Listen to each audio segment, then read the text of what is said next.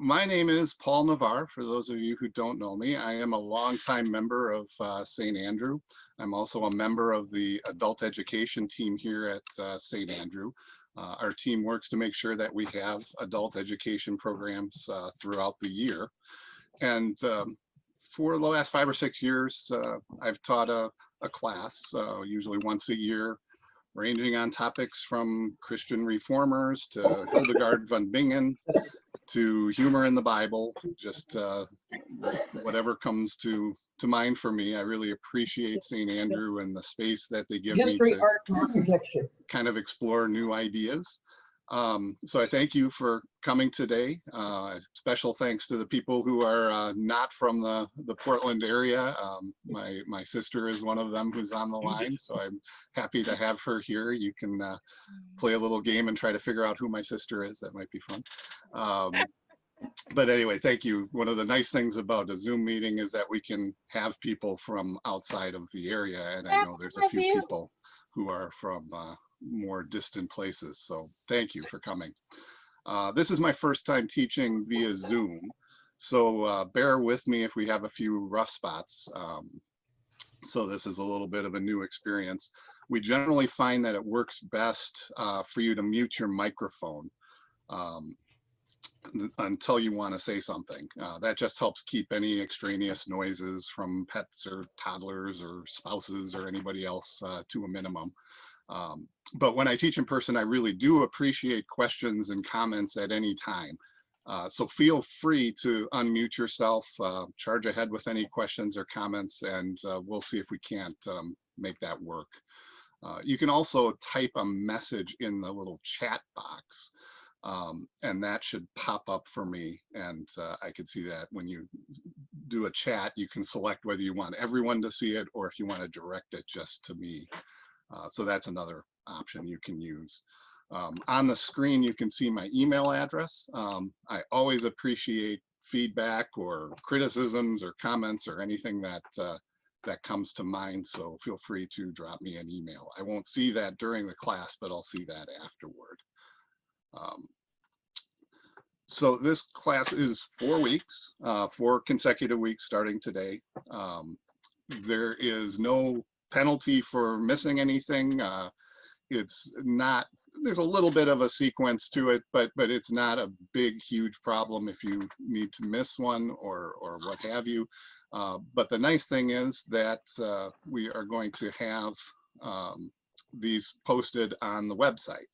If you go to the website at standrewlutheran.com, click on education in the menu and then adult education, the Zoom video will be posted there, and you'll be able to catch up if you should miss anything.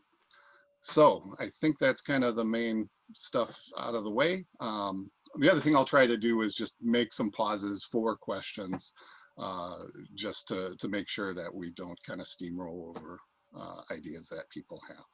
So I wanted to start with this picture because this was kind of instrumental in me thinking about this class. I'm sure this is kind of brings up a lot of emotions for people. This was a very sad day for a lot of folks. Watching the cathedral at Paris, Notre Dame, or Notre Dame, watching it burn. That is definitely a tragedy, and I'm actually getting a little emotional thinking about it. It was really sad, especially for people who have been there. But one of the things, you know, when I was hearing people talk about it, people were talking about it as if this was some event that changed history forever and ever, and it'll never be the same. And to a certain extent, that's true. But Notre Dame has been here for centuries. It started building it in 1163. It's going to be here a long time after we're gone. Excuse me, let me get some water. So I think Americans, you know, we kind of have this idea that we want things to be original and pure and unblemished and perfect. And really, when it comes to the great cathedrals of Europe, in almost every instance, our idea just doesn't match reality. These great buildings have been built on and expanded and rearranged, and in some cases destroyed and rebuilt over and over and over again. And that's part of what makes it really interesting. There is a lot of history, a lot of events, a lot of changes in architecture and new features and upgrades and all kinds of things that have happened to these buildings. And those are things that we should celebrate rather than get so worried about what we might have lost at some point in history. You know, a lot of people really had a strong reaction to seeing that spire topple as it burned.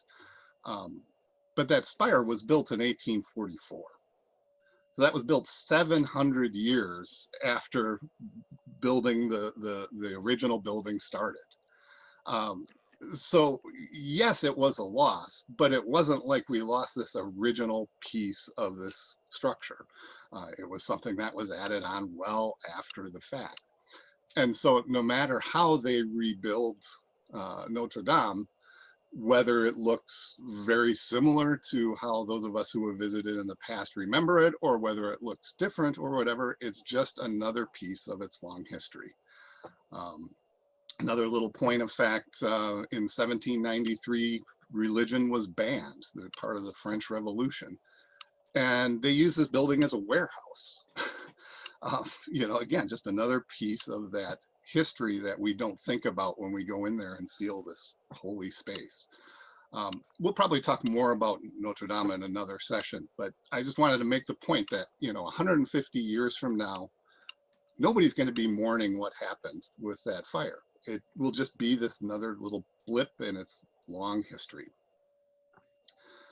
So when we're kind of talking about age of stuff, Americans kind of get hung up on age when we go to Europe. You know, we look at how everything is so ancient.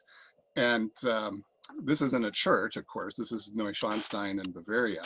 I was on a tour of Neuschwanstein, and it was an English tour, so I was, you know, with other Americans. And I actually heard another American who found out that this was built in 1869, and they were incredibly disappointed to hear that this building, that this castle was built in 1869 and was not some medieval structure that has been around for centuries.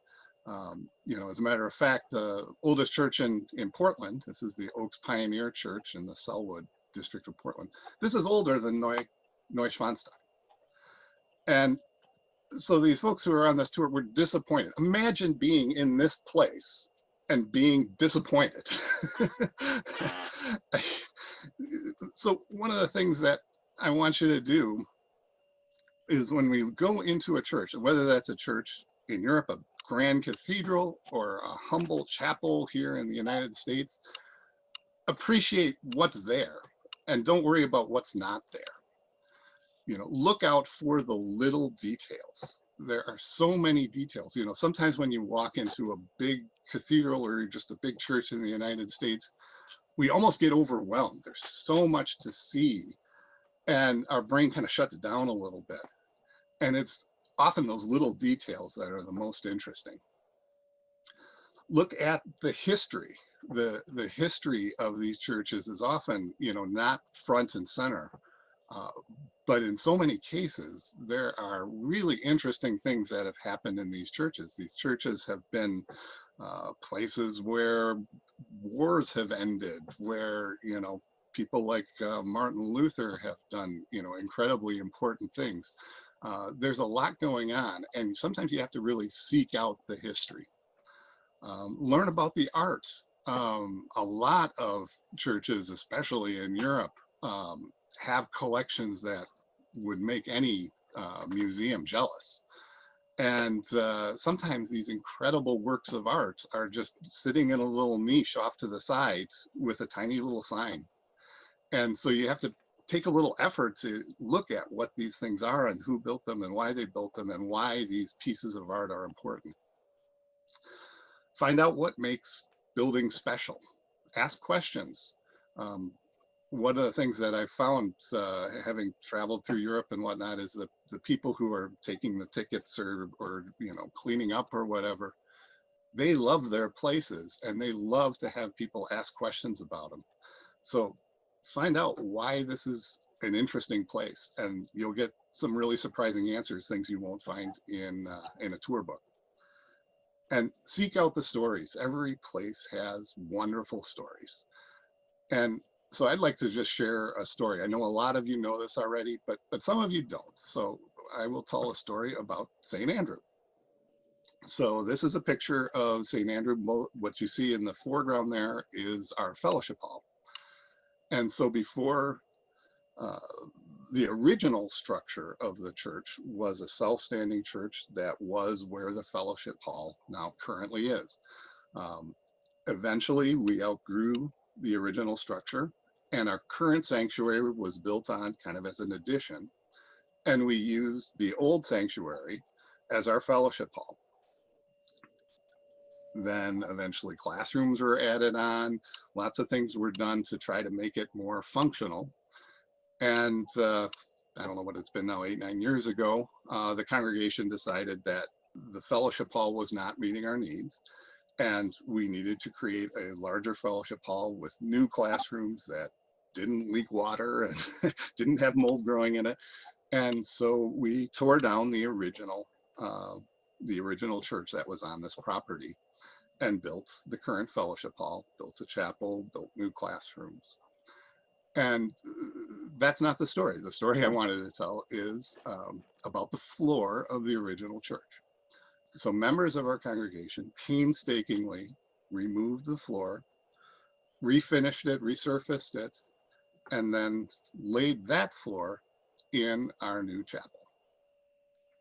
So that's a picture of the chapel, and you can see the floor, how lovely that looks. A lot of people put an enormous amount of effort to preserve a little piece of our original church. Just think of all of the baptisms, weddings, confirmations, all of the annual meetings, just everything that has happened on this floor, and how we've been able to preserve a piece of that history. And so it's important that we keep telling these stories, because when we're gone, hopefully that means that other people will remember these stories and will pass them on. It's a part of our shared history. So let me stop there for just a minute. Does anybody have any thoughts or questions? What do you know about what's happening to Notre Dame now? They have plans to rebuild it. There's been a lot of arguments. There's been some architects who have proposed making it more modern, really changing it significantly. The last I've heard, and somebody can update me if I have old information, is that the plan generally is going to restore it to more or less how it appeared before the fire.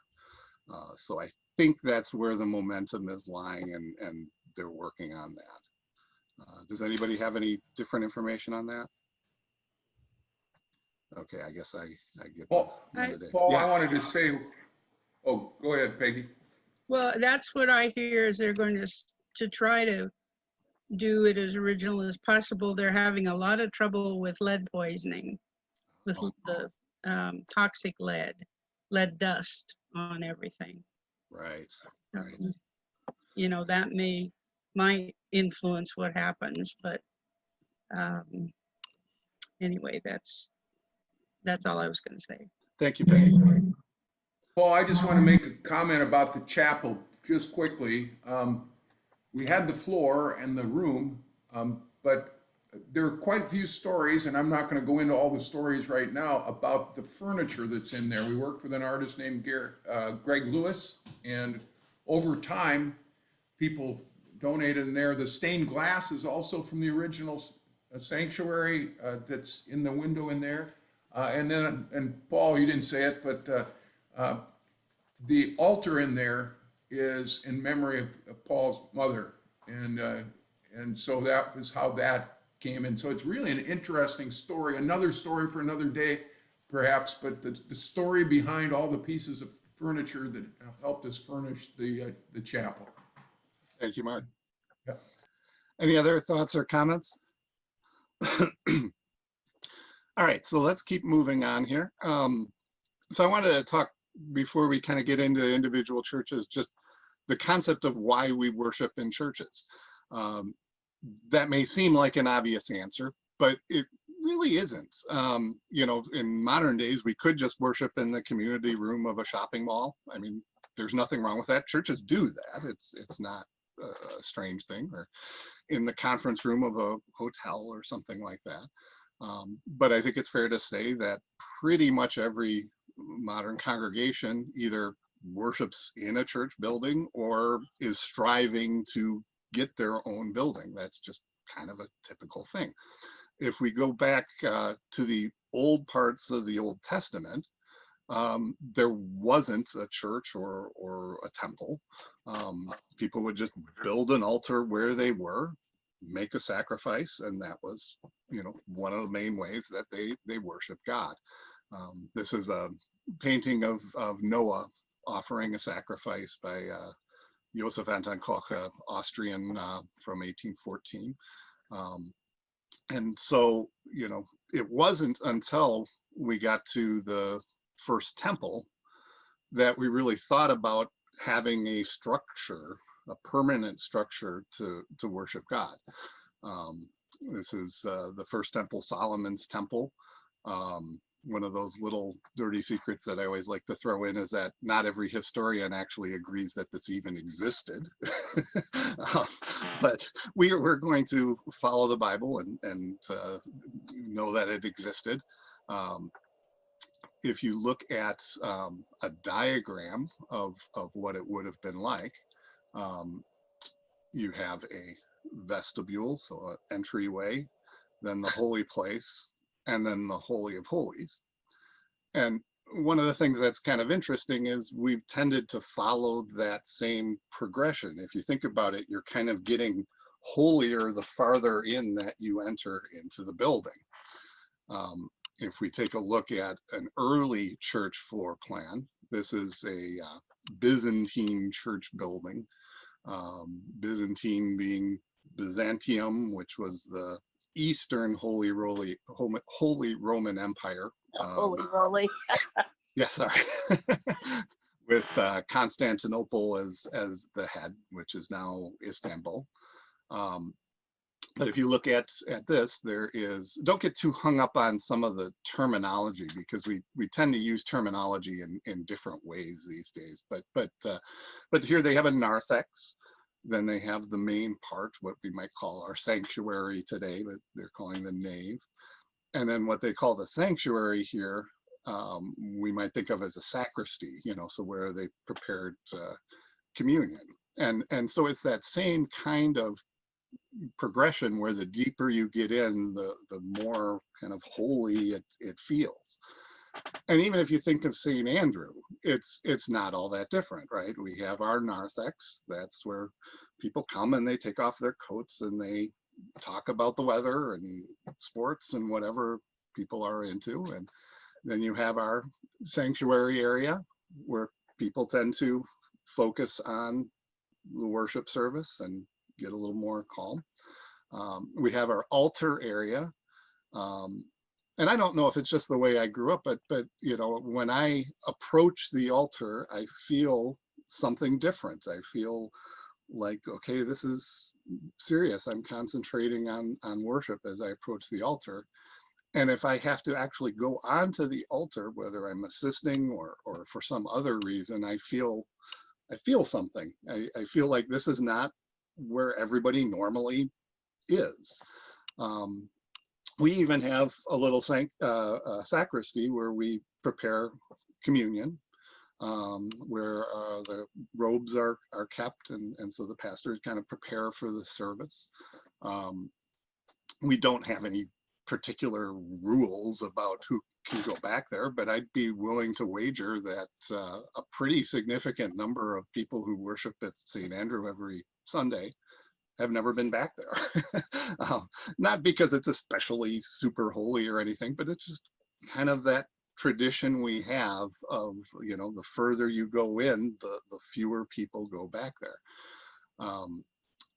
I can say that we don't consider that especially holy. One thing that some people may not know is there is a little room next to our sacristy. We have a restroom back there.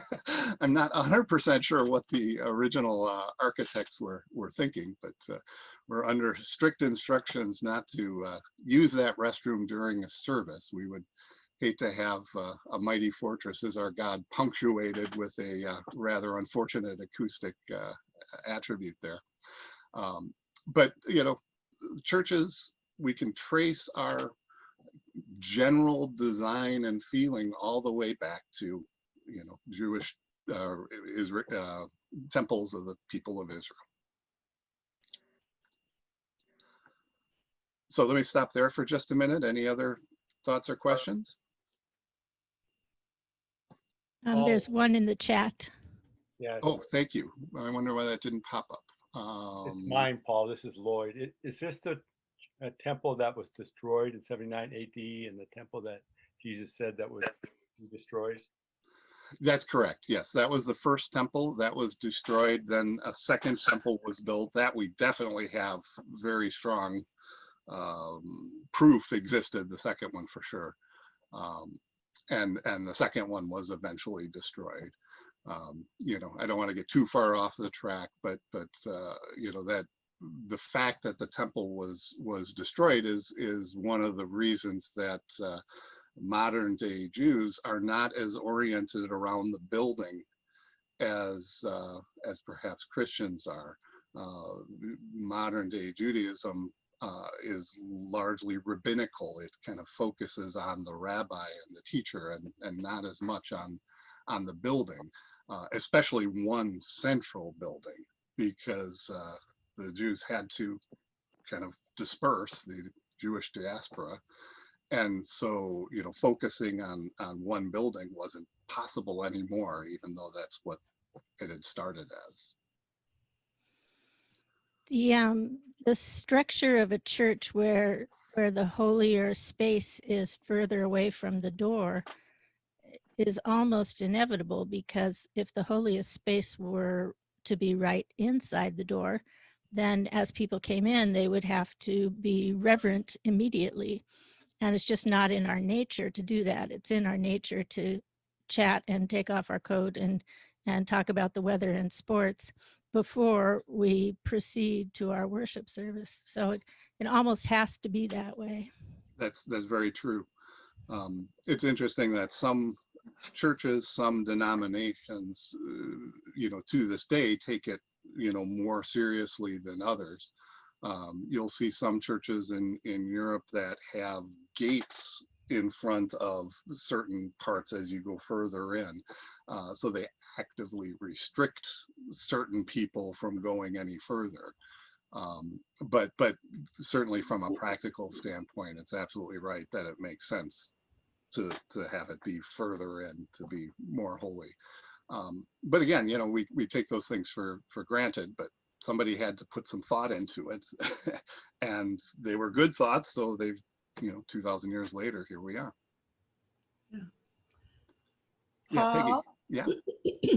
One of my childhood memories that has always been vivid is of my mother taking her Sunday school class, inviting them to our home, and sitting at the table on a Saturday and building the Holy of Holies with wood and I suppose cardboard, I don't remember. But as I think about that, I think about the carrying of the sanctuary with the Jewish people wherever they were being exiled or unable to have a permanent temple or church.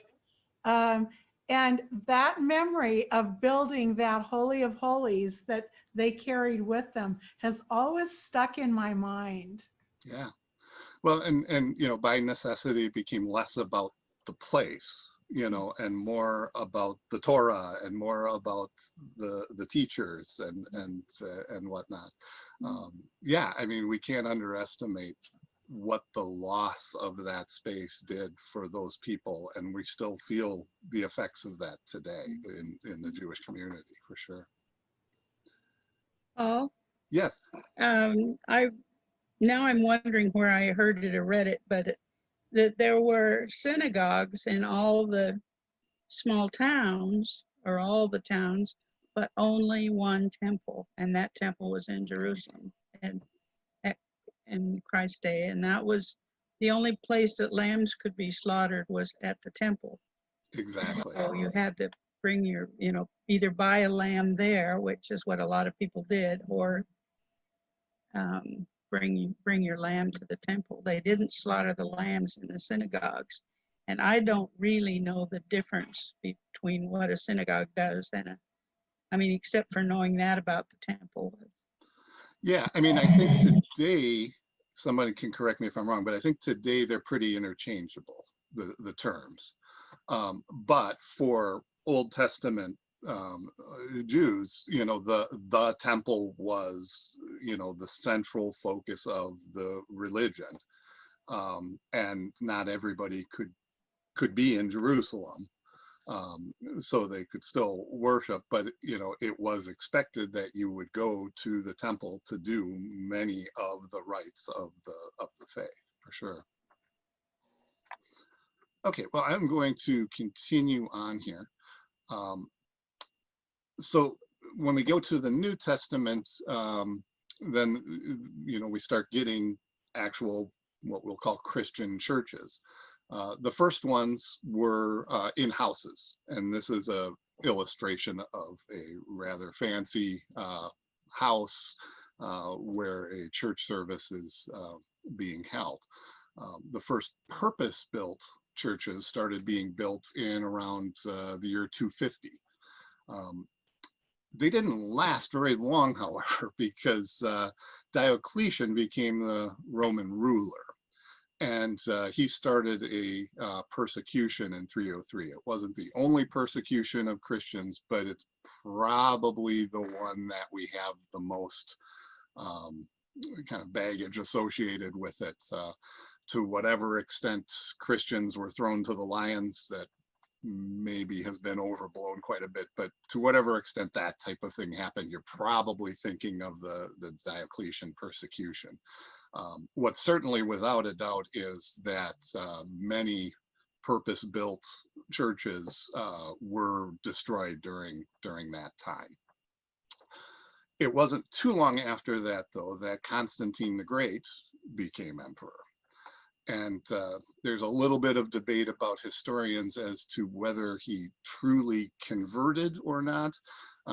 Some people kind of attribute the conversion to his mother. Some people say that Constantine converted his mother. There's lots of kind of variations on the story, but what is without doubt is that Constantine the Great allowed or really paved the way for Christianity to take root. And it became eventually the dominant religion of the Roman Empire.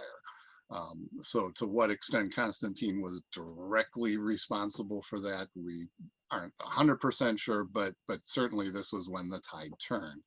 And so that's when church building really kind of hit its stride. And so I'd like to go to the first church that we're going to really look at a little bit. And this here is the Basilica of Constantine in Trier, Germany. Now this is cheating a little bit because this was not built as a church. This was built as a palace that could be used by Constantine or other emperors in Rome when they were visiting their far-flung empire. Trier, Germany is an incredible city if you have not been there. And I'm going to go a little bit off the rails here just because I like to brag. Friends of ours, a friend of ours is the mayor of Trier, Germany. My wife, Lynn, is a linguistics professor, and the wife of the mayor of Trier, Germany is also a linguistics professor, and they met when Lynn was doing some work in Freiburg, Germany. The wife, Andrea, she got a job, a professor job in Trier, so she is at the University of Trier. Her husband was kind of a middle bureaucrat. He transferred to a job in Trier, and Trier tends to be a rather conservative, mostly Catholic area. And Wolfgang, he's the mayor of Trier now.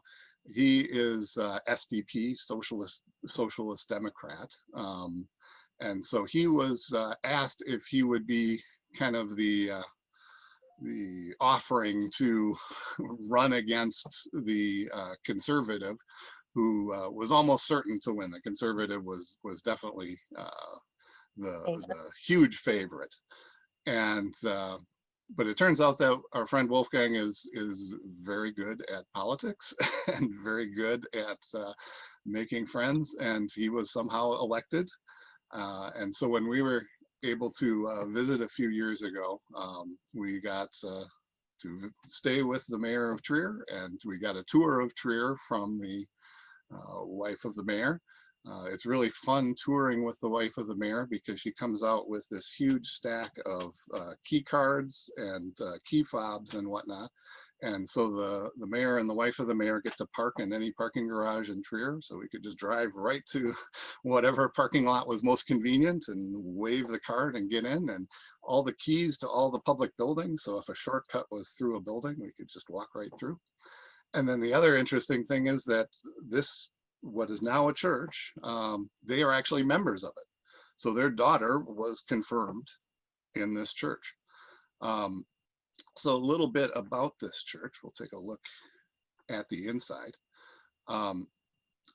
So as I said, this was built as a palace, part of a palace complex. Over the years, it kind of got reduced to just the main structure. It was built in 310, the year 310. It was the residence of the Bishop of Trier for a while. And in 1856, it became a Protestant church. Again, there's a lot of history about this building. In 1944, it was bombed pretty significantly. Over the years, they had kind of built up coverings against the walls, so you didn't see the brick. And during a bombing raid, that all started on fire. And they decided to not rebuild that.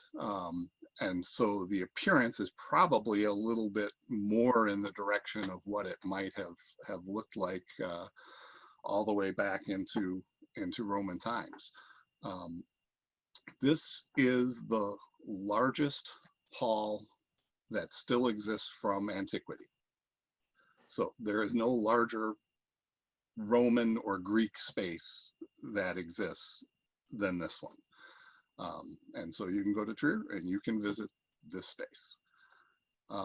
So Paul, Mhm. was it Catholic for a while? It was never Catholic. It was never Catholic. Okay. So it was always not a church until Okay. 1856. It's interesting that it's called a basilica. I thought that was a Catholic thing. We are going to talk about that Okay. word. Well, and I'll say this part too. There are different meanings of basilica, and one of the meanings of basilica is basically a long, large hall. So that's the sense that this building is called a basilica, not the Catholic sense, but the fact that this is a long Roman hall makes it a basilica. I'm surprised that they use that term too, because there is kind of baggage there. You know, like you say, you start thinking Catholic, and it is most definitely not Catholic. It's never been Catholic.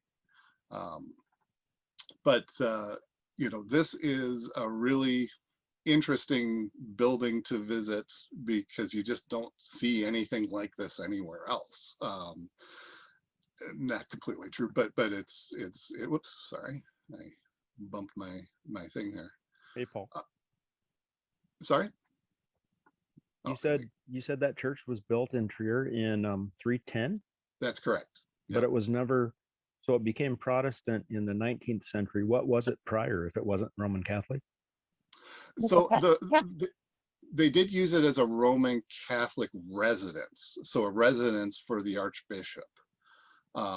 So the Catholics got involved, but it was never set up as a church until the Protestants did in that time. But it was used as an army barracks for a while. The Franks invaded and kind of burned down half of Trier, and they actually kind of set up a city within the walls. At that time, there was no roof. The roof had been destroyed, and they used it as kind of like a half fort, half town, and built little houses within that structure.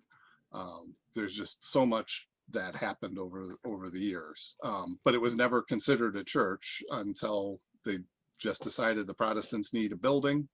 This exists. Go ahead, take it. And they turned it into what you see today. But this has can been. I interrupt you? Sure. So we're actually kind of, the chairs are in the basement of this building. If you look along the walls, you can see the remnants of the struts that held up the first floor.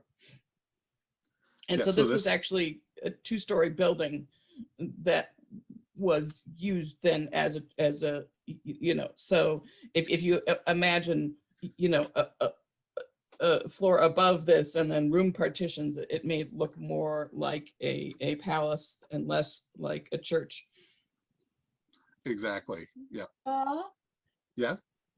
there's a new Trier High School on the North Shore above, north of Chicago. Why would they name it that? I'm assuming because they had residents who came, originally from Trier, who established it. That must be, It's a little bit like New Ulm, Minnesota. Are you familiar with that? So it's kind of famous because it has this gigantic statue of Hermann the German, he's called, but we don't want to get too far off, a famous Germanic general. But the residents of that town originally, the kind of people who founded it, came from Ulm, Germany. So when they created their town, they called it New Ulm.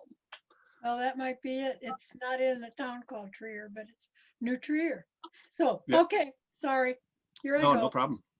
One other thing that's really kind of cool about this is they actually built an optical illusion.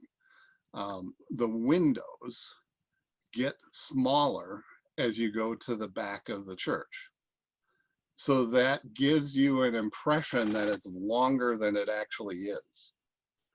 And so the Romans did that. They realized that if they made them longer, they would make it feel like it was bigger than it is. It's already huge, but it feels larger than it actually is. So really incredible building. Boy, the time is flying. Let me just talk real briefly. I'll see if I can get through this about church types, because we were talking about the basilica. So a cathedral is run by a bishop, and it's the most important church of a diocese. So a diocese is kind of a political, if you will, geographic location within the Catholic Church. These are Catholic church types for the most part. A cathedral always has a bishop. Now they've cheated over the years, and they've decided that some dioceses need to be given more importance. So sometimes they call a diocese an archdiocese. Generally, those are dioceses within a larger city. Portland happens to be an archdiocese. And so instead of having a bishop, an archdiocese has an archbishop. But in reality, a diocese and an archdiocese are pretty much the same thing. It's just a designation of importance. If you're curious, this is the Cathedral of the Immaculate Conception. That is the cathedral for the Archdiocese of Portland. So that's here in town. We have a basilica. Now this is in the Catholic sense. And there are two types of basilicas. There's a basilica major and a basilica minor. Basilica Major, there's 4 of them, and they're all in Rome. They're just designated as the 4 Basilica Majors. Basilica Minors can be found all over the world, and that's just a way for the Pope to kind of elevate a church because it has historic, spiritual, or architectural significance. And so basilica, it's possible for a cathedral to also be a basilica, but generally speaking, they kind of use those terms separately. They call it a cathedral if there is a bishop, if it's the seat of a bishop. It's a basilica if it's been designated as important, generally by the Pope. If you look at like Minneapolis, St. Paul, that area is one diocese. St. Paul has the cathedral. Minneapolis has a rather impressive, very nice, large church that's a basilica. It can't be a cathedral because there's no bishop there. So that's kind of that designation here. There is an abbey. An abbey is something very specific. An abbey is a monastery ruled by an abbot or a convent ruled by an abbess. So an abbey can be referring to the monastery itself, or it can be referred to the church that's connected to the monastery or connected to the convent. I think Carol has a question.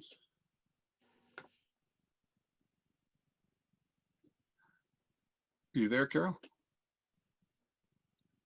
Well, No, I don't. Oh, okay. It says you're raising your hand, so I'm not sure. Anyway, let me just keep going because we only have another minute here. The most famous abbey is Westminster Abbey, and it's not an abbey. It's not Catholic. There is no monastery. There was a monastery, and this was connected to that monastery, but Henry VIII dissolved it. So it's not an abbey, but we still call it Westminster Abbey. And then we have the chapel, which is usually there's no pastor, priest, or permanent congregation assigned to that building. It's just a place of worship that doesn't have that permanent staff. And it's often attached to another institution or a private house. So our chapel is attached to the Church of St. Andrew, which kind of makes sense. And I think we're probably going to get kicked out of here very soon since it's 11:45 for as long as we last. If anybody has any questions or thoughts, more than welcome. Otherwise, I will see most of you next week. Thank you very Paul, much. I have a question. Sure. I think I've heard that popes only visit basilicas. Is that correct? I do not believe that's true. Okay. Because I'm sure popes have visited cathedrals that are not, well, but then again, maybe they're designated as basilicas. That Yeah, I gets don't know. complicated. I've heard that popes only go to basilicas. Interesting. And you said that's kind of a pope designation. A papal designation, exactly. Yeah. Yeah. So maybe that is true. I do not know that. I'll Okay. try to look that up and Okay. verify. That's interesting. Paul, I was wondering if you call or if you bring in as a pastor of caring ministry, an assistant to the bishop, a former assistant to the bishop, can you call our church a cathedral minor then, or how? I'm happy to call it a full cathedral. Why not? I don't think we have to make it diminutive there. All right, we can just go with, all right, very good. Oh, so let me just double check. So somebody, oh yes, there's a good correction. The most famous abbey is Downton Abbey, my mistake. Diocese is an ecclesiastical organizational unit, usually based on geography. Absolutely true. Basilica has meanings, antiquity, or rights conveyed by popes. Yep, fair enough. Let's see. And I think we're good. Oh, and somebody's saying they won't close the room until we're finished. So this is probably, any last questions real quick? If not, thank you very, very much. And I hope to see you next week. And I think someone will come and close the room here very shortly. Thanks a lot.